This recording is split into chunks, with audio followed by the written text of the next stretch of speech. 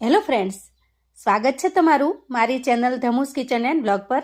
આજે હું તમારી માટે એક એવી રેસિપી લઈને આવી છું જેમાં નહીં પીસવું, પલાળવું કે વણવું, કશી જ ઝંઝટ વગર માત્ર ઘઉંના લોટ અને ઘરની વસ્તુથી જ બને છે અને છતાં પણ ખૂબ જ ટેસ્ટી. બજારના સમોસા કચોરીને ભૂલી જાઓ એવી લાજવાબ બને છે.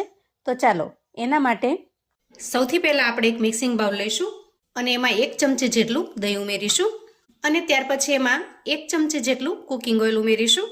અહીંયા કોઈ પણ કુકિંગ ઓઇલ છે તમે વાપરતા હો એ ઉમેરી દેવાનું. અને ત્યાર પછી ઉમેરીશું 5 ચમચી જેટલી ખાંડ. અહીંયા ખાંડ ઉમેરવી બિલકુલ ઓપ્શનલ છે. તમારે જો ખાંડ ન ઉમેરવી હોય તો તમે સ્કીપ પણ કરી શકો છો. હવે આ બધી જ વસ્તુને આપણે સરસ રીતે મિક્સ કરી લઈશું. ત્યાર પછી આપણે 1 કપ જેટલો ઘઉંનો લોટ લેવાનો છે. જો અહીંયા તમે ઈચ્છો તો મેંદાનો લોટ પણ વાપરી શકો છો, પણ ઘઉંના લોટથી જે નાસ્તો બનશે એ એકદમ હેલ્ધી તૈયાર થશે, કેમ કે મેંદાના લોટ કરતાં ઘઉંનો લોટ વધારે બેસ્ટ રહે છે. હવે આપણે લોટની અંદર સ્વાદ પ્રમાણે મીઠું ઉમેરી દઈએ અને પછી હાથની મદદથી સરસ રીતે મિક્સ કરી લઈએ. મોટાભાગે આ રેસિપી બનાવવા માટે લોકો મેંદાના લોટનો ઉપયોગ કરતા હોય છે, જેથી આજની જે રીત છે એ હું ઘઉંના લોટથી બનાવીને શેર કરું છું. હવે આ રીતે બધી જ વસ્તુને સરસ રીતે મિક્સ કર્યા પછી હું અહીંયા અડધી ચમચી જેટલો ખાવાનો મીઠો સોડા ઉમેરું છું, કેમ કે સોડા ઉમેરવાથી નાસ્તો છે એ એકદમ સરસ મજાનો ફ્લપી અને સોફ્ટ બનીને તૈયાર થશે. ત્યાર પછી લોટ માટે જે કપને સેટ કરેલો છે 1 કપ ભરીને પાણી લઈશું અને થોડું થોડું પાણી ઉમેરતા જઈ થોડો સોફ્ટ એવો લોટ બાંધી લઈશું. તો જો અહીંયા આપણે આ રીતે એકદમ સરસ મજાનો સેમી સોફ્ટ ડો બાંધી લીધો છે અને પાણીનું માપ જોઈએ તો આપણે અહીંયા અડધા કપ જેટલા પાણીની જરૂર પડી છે. હવે આપણે તૈયાર થયેલા લોટને થોડી વાર માટે ઢાંકી રેસ્ટ થવા દઈએ, જેથી લોટમાં એકદમ સરસ રીતે કોણ આવી જશે. હવે છે ને આપણે ગેસ ઉપર એક પેન મૂકીશું અને પેનમાં થોડા મસાલાને શેકી લઈશું. જેમાં અહીંયા મેં 2 થી 3 લાલ મરચાં લીધા છે, 2 ચમચી જેટલા આખા ધાણા લીધા છે, 2 ચમચી જેટલા તલ લીધા છે અને થોડું સૂકું ટોપરું લીધું છે. આ બધી જ વસ્તુને આપણે સરસ રીતે શેકી લઈશું. અહીંયા મસાલા બનાવતી વખતે જો તમારી પાસે સૂકું ટોપરું અવેલેબલ ન હોય તો તમે ટોપરાનું જે છીણ આવે છે એ છીણ પણ ઉમેરી શકો છો. ખાસ કરીને જે મસાલા છે એનો કલર ચેન્જ ન થઈ જાય, વધારે પડતા કાળા ન થઈ જાય એ રીતે આપણે શેકીશું.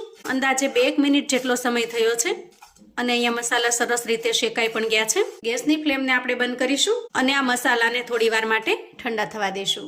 હવે જો મસાલા એકદમ સરસ રીતે ઠંડા થઈ ગયા છે એટલે અહીંયા મેં એક મિક્સર જાર લીધો છે અને ત્યાર પછી એ મસાલાને જારની અંદર ટ્રાન્સફર કરીશું અને પલ્સ મોડમાં ચલાવી થોડા આખા ભાંગા રહે એ રીતે ક્રશ કરી લઈએ. તો આ રીતે મસાલાને આપણે સરસ રીતે ક્રશ કરી લીધા છે.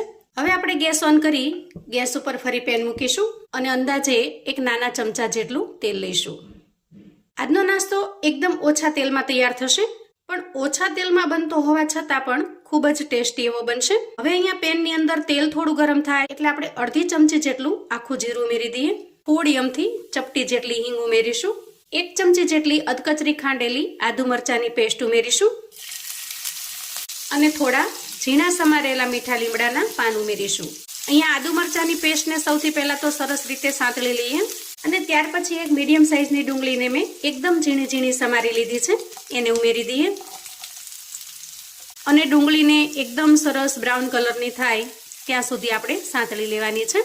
હવે જુઓ અંદાજે 2 મિનિટની અંદર જ ડુંગળી સરસ રીતે શેકાઈ ગઈ છે. તો આ સમયે આપણે 1 ચમચી જેટલો ચણાનો લોટ ઉમેરીશું.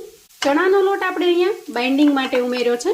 ત્યાર પછી જુઓ અહીંયા મારી પાસે એક નાની વાટકી જેટલી ચણાની દાળ છે અને આ ચણાની દાળ એકદમ સરસ બાફીને તૈયાર કરેલી છે.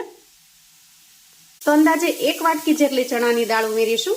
અહીંયા મિશ્રણ બનાવવા માટે તમે ચણાની દાળનો ઉપયોગ કરી શકો છો અથવા તો સ્ટફિંગ માટે તમે કોઈ પણ વસ્તુ એડ પણ કરી શકો છો અને સ્કીપ પણ કરી શકો છો. તમે બાફેલું બટાકું લઈ શકો છો, સમારેલા ઝીણા કેપ્સિકમ લઈ શકો છો. તમને જે વસ્તુ વધારે પસંદ હોય એ વસ્તુનો તમે સ્ટફિંગ બનાવીને તૈયાર કરી શકો છો. હવે આ બધી વસ્તુ મિક્સ કર્યા પછી આપણે રૂટીન મસાલા કરીશું. સૌથી પહેલા ઉમેરીશું સ્વાદ પ્રમાણે મીઠું, અડધી ચમચી ધાણા પાવડર ઉમેરીશું અને 5 ચમચી જેટલી હળદર ઉમેરીશું. ત્યાર પછી ક્રશ કરીને જે મસાલો તૈયાર કરેલો છે એ મસાલો ઉમેરી દઈએ અને સરસ રીતે મિક્સ કરી લઈએ. અહીંયા મિક્સ કરતી વખતે થોડું સ્પેચ્યુલાની મદદથી આ રીતે દબાવતું જવાનું, જેથી ચણાની દાળ છે ને એ થોડી થોડી મેશ થતી જશે અને જે સ્ટફિંગ બનશે એ થોડું બાઇન્ડિંગ વાળું થશે. દાળના અમુક દાણા છે એ મેશ થઈ જશે, અમુક દાણા આખા ભાંગા રહેશે, જે સ્ટફિંગમાં ખૂબ સરસ લાગશે. હવે મસાલાને એકદમ સરસ મજાનો ચટપટો બનાવવા માટે અડધા લીંબુનો રસ ઉમેરી દઈએ. તમે 1 ચમચી આમચૂર પાવડર અથવા તો 1 ચમચી જેટલો ચાટ મસાલો કોઈ પણ એક વસ્તુ ઉમેરી શકો છો. અને જો લીંબુ ફાવે તો તમે લીંબુ પણ ઉમેરી શકો છો. અને થોડી એકદમ ઝીણી સમારેલી કોથમીર પણ ઉમેરી દેવાની.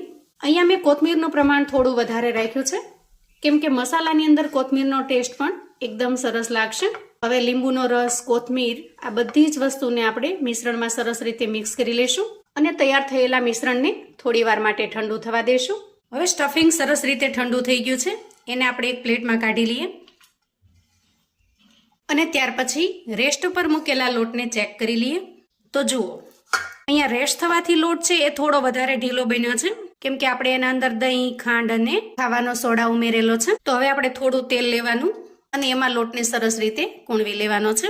તેલથી કૂણવી લીધા પછી લોટ હાથમાં ચીપકશે નહીં. હવે આપણે એમાંથી નાના નાના લુવા પાડી લેશું.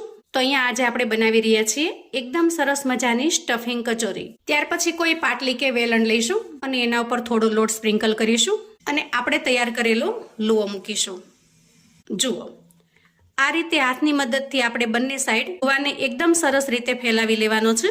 ખાસ કરીને કિનારી છે એ થોડી પતલી બનાવીશું અને વચ્ચેનો ભાગ છે એ થોડો જાડો રાખીશું. ત્યાર પછી મિશ્રણમાંથી આપણે 1 ચમચા જેટલું મિશ્રણ લઈએ અને જુઓ, આ રીતે પ્રેસ કરીને મિશ્રણને આપણે ગોળાની જેમ વાળી લઈએ જેથી વચ્ચે મૂકીએ ત્યારે વિખેરાઈ ન જાય. આ જે કિનારીનો ભાગ છે એને આપણે ઉપરની તરફ ખેંચવાનો છે આ રીતે. એ જ રીતે આપણે આ સાઈડથી પણ પેક કરવાનું છે અને ત્યાર પછી વચ્ચેથી થોડું પ્રેસ કરવાનું છે એટલે કચોરી એકદમ સરસ શેપમાં આવી જશે. બનાવવાની રીત એકદમ સિમ્પલ છે. તો આ જ રીત પ્રમાણે હું બાકીની કચોરીને પણ બનાવીને તૈયાર કરી લઉં છું. તો જુઓ, આ રીતે આપણે કચોરી બનાવીને તૈયાર કરી લીધી છે. તો બાકીની પ્રોસેસ માટે આપણે હવે ગેસ તરફ જઈશું. તો હવે ગેસ ઓન કરીશું અને ગેસ ઉપર એક પેન મૂકીશું. અહીંયા પેનમાં અંદાજે આપણે 2 મોટી ચમચી જેટલું તેલ લઈશું અને તેલને સરસ રીતે ફેલાવી દઈશું. અને તેલ થોડું ગરમ થાય એટલે આપણે તૈયાર કરેલી કચોરીને સેટ કરી દઈએ. અહીંયા એક સાથે જેટલી સમાય એટલી એક સાથે શેકી લેવાની. જુઓ, અહીંયા મારે 4 સમાઈ ગઈ છે તો આપણે 4ને એક સાથે શેકી લઈએ.